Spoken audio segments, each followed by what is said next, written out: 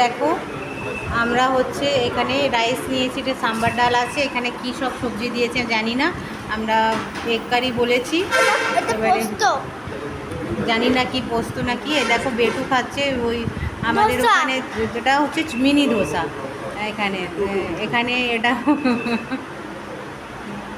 কি ওটা আমার দাদু বলতো এটাকে আটলু বলতে পারতো না, টোটো বলতো, তো সেই জন্য ও বলছে টোটো আটলু বলতো না, আমার দাদু এইগুলোকে টোটো বলতো, ওই জন্য ও এটাকে টোটো বলছে। তো এইটা হচ্ছে আমাদের ওখানে যে আটলু পাওয়া যায়, ওই আটলুটা হচ্ছে এটা, ওটা বেটু খাচ্ছে, মোটা আটলু একটু মোটা, সাইজটা একটু মোটা, তো এটাও খাচ্ছে এখন।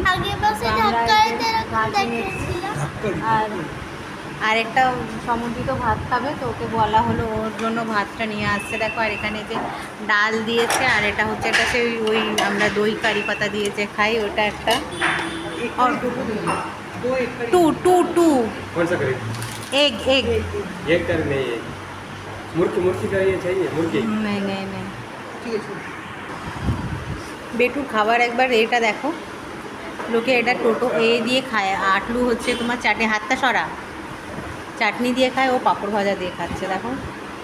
আর আমরা এগ কারি বোঝাতে পারলাম না ওদের, কী সব তরকারি দিয়েছিলাম জানি না, কিন্তু পেটটা ভরে গেছে, খাবারের আর কিছু মজা পাই না পাই, কিন্তু পেটটা ভরে গেছে। এই যে পেট ভরেছে, কেমন খেলে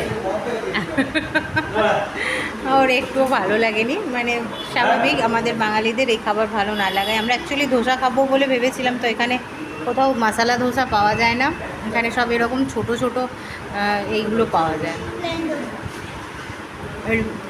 আটলু টাইপের এইগুলো পাওয়া যায় এখানে। তো ঠিক আছে, চলো রাস্তা যেতে যেতে কথা হচ্ছে।